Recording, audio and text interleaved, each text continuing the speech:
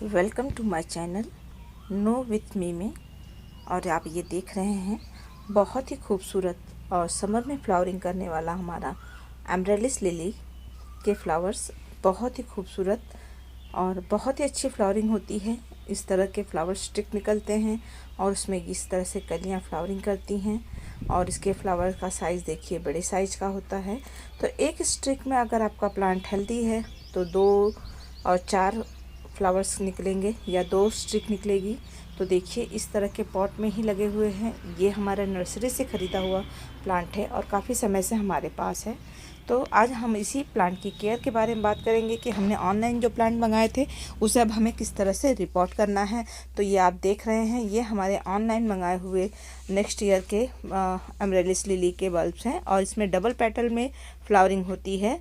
और जो मैंने आपको दिखाया वो हमारे सिंगल पेटल वाले एमरेलिस लिली के बल्ब हैं के फ्लावर्स आते हैं।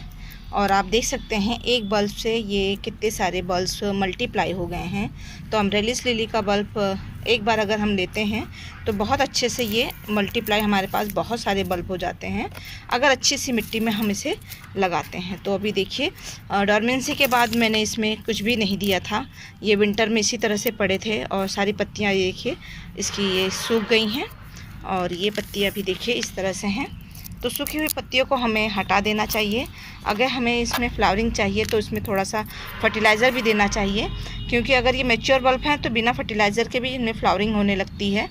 ज़रूरी नहीं है कि जब आप इसमें फर्टिलाइज़र देंगे तो ही इसमें फ्लावरिंग होगी।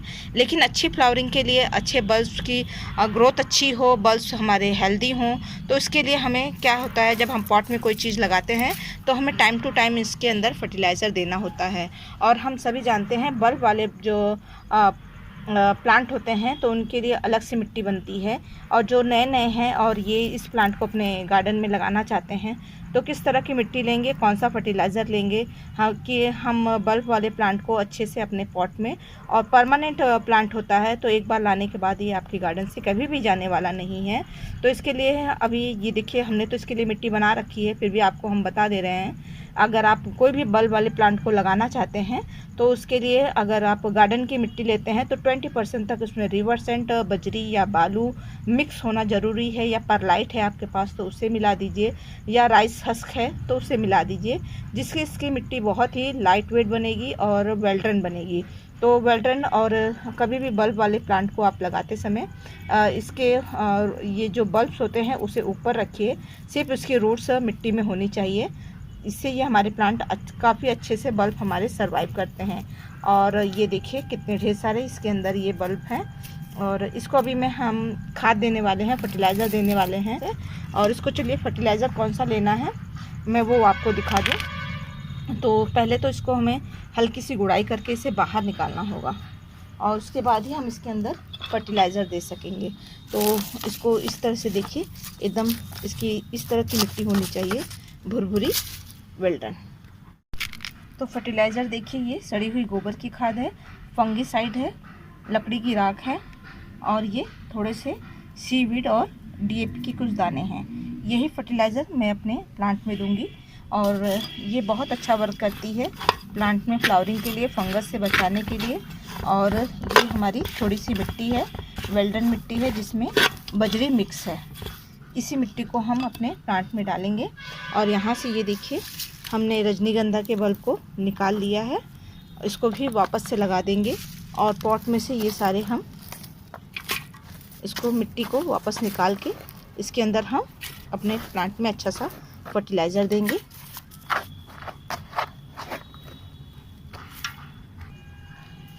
तो ये देखिए इस तरह से हमने सारे बल्ब को पॉट से बाहर निकाल लिया है और रूट्स काफ़ी अच्छी हैं।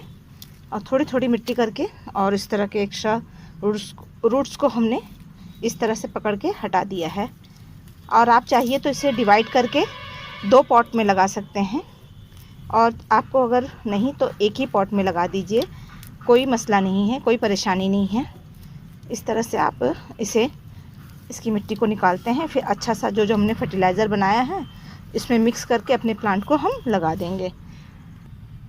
और ये देखिए कितने सारे बल्ब हमने इसमें से डिवाइड कर लिए हैं, और आप देख सकते हैं इतने बल्ब और ये हमारा बल्ब। तो ये इस तरह से आप भी डिवाइड कर सकते हैं। एक बल्ब से ढेर सारे आपको बल्ब मिल जाएंगे। और इस तरह से हमने भी अपने बल्ब को डिवाइड कर लिया है। और अब चलिए पहले इसको लगाते हैं, फिर उनको अलग से लगा देंगे। इस तरह से हम बल्ब रख के फिर अपने मिट्टी को डाल देंगे। इस बल्ब को कभी भी ज़्यादा वाटर की ज़रूरत नहीं होती है, थोड़ा ही पानी दीजिएगा। इसकी मिट्टी गीली नहीं रहनी चाहिए। अगर इसकी मिट्टी गीली रहेगी तो बल्ब हमारे गल जाएंगे और इसे फुल सनलाइट में आप रख सकते हैं। बहुत अच्छे से ये आपका बल्ब सरवाइव करेगा। तो ऐसे ही हमें अपने बल्ब को लगाना। देखिए हमने यहाँ पे बल्ब लगा दिया और यहाँ पे रजनीगंधा के बल्ब को फिर से लगा दिया है। एक ही पॉट में ये दोनों अच्छे से सरवाइव करेंगे। और अब और जो हमने ये बल्ब अलग किया है और देख सकते हैं सब में अच्छी रूट्स बनी हुई है। तो इसे एक अच्छा वेल्डन मिट्टी तैयार करके और इसे दूसरे पॉट में एक साथ सारे बल्ब को थोड़े थोड़े दूर पर हम लगा देंगे, क्योंकि ये छोटे साइज के हैं और इसमें अभी कोई फ्लावरिंग नहीं होगी। और इनकी अच्छे से देखिए रूट्स निकल आई हैं, जिस तरह से बड़े बल्ब्स में रूट्स हैं। और हमने जो भी बल्ब्स अलग किया है सभी में देखिए रूट्स बनी हुई हैं। तो इन्हें एक पॉट में ही एक साथ थोड़ी थोड़ी दूर पर लगा देंगे और धीरे धीरे जब ये मैच्योर हो जाएंगे तो इसे आप बड़े पॉट में लगा सकते हैं। तो अच्छी रूट्स तैयार हैं तो कोई दिक्कत नहीं है। एक वेल्डन मिट्टी में बनाकर आप इसे लगा दीजिए। तो इस तरह से आपके एक बल्ब से ढेर सारे बल्ब मिल जाएंगे। तो आप भी देख सकते हैं कितने ढेर सारे बल्ब हमने डिवाइड करके अलग कर लिया है। तो इन सबको हम एक दूसरे पॉट में वेल्डन मिट्टी में लगा देते हैं। और उसके बाद मैं आपको बताऊंगी कि इनको कितना पानी देना है, कैसे रखना है, कौन से सनलाइट में रखना है। तो इनको सबको पानी कम देना है और इनके पूरे दिन की धूप में आप इन सबको रख सकते हैं। और ये देखिए हमने इसको यहाँ रिपोर्टिंग कर दी और जो एक्स्ट्रा बल्ब थे हमने यहाँ पर साइड में लगा दिया। अब धीरे धीरे ये भी मैच्योर हो जाएंगे और बाकी सब बल्ब को मैंने एक ही पॉट में ये इस तरह से लगा दिया है। तो किसी भी बल्ब को मैंने बहुत अंदर गहराई में नहीं लगाया है, इसी ऊपर ही ऐसे लगाना है जिससे हमारे बल्ब ख़राब नहीं होंगे और अच्छे से ये सरवाइव करेंगे। तो इस तरह की पत्तियां सूख जाएं तो बिल्कुल भी मत डरिएगा, क्योंकि ये धीरे धीरे अपने आप सेट हो जाएंगे और थोड़े ही दिन में ये अच्छे से ग्रोथ पकड़ लेंगे। तो ये देखिए सारे बल्ब को हमने इस तरह से डिवाइड करके अलग कर लिया है। और ये हमारा एमरेलिस लिली का बल्ब इस तरह से डबल पेटल वाले हैं और इस तरह से हमने लगा दिया है। तो जब भी हमारे बल्ब में मैच्योर होते हैं तो ही इसमें फ्लावरिंग होती है, छोटे बल्ब में फ्लावरिंग नहीं होती है। तो इस बात का आप ख्याल रखिएगा कि कितना भी खाद दे दीजिए, जब तक ये बल्ब मैच्योर नहीं होंगे तब तक इसके अंदर फ्लावरिंग नहीं होगी। और इसे बहुत ज़्यादा वाटरिंग करने की ज़रूरत नहीं है। जब तक इसकी मिट्टी सूख न जाए तब तक इसे आप पानी बिल्कुल भी मत दीजिए, नहीं तो ये हमारे बल्ब ख़राब हो जाएंगे। तो इस तरह से आप अपने एमरेलिस लिली के बल्ब को अच्छा सा फर्टिलाइज़र देके और डिवाइड भी कर सकते हैं। नर्सरी से बल्ब को ला सकते हैं। अभी जुलाई अगस्त तक इसमें जो जनवरी फरवरी में इनमें फ्लावरिंग स्टार्ट हो जाती है और जिसमें फ्लावरिंग कभी कभी लेट भी होती है। तो अगर मैच्योर बल्ब है तो उसमें लेट से फ्लावरिंग ज़रूर होगी।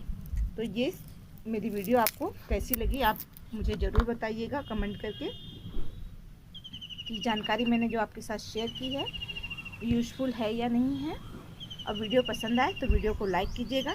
चैनल पे फर्स्ट टाइम आए हो तो चैनल को सब्सक्राइब कीजिएगा, फ्रेंड के साथ शेयर कीजिएगा। और वीडियो देखने के लिए, सपोर्ट करने के लिए आप सभी फ्रेंड को थैंक यू।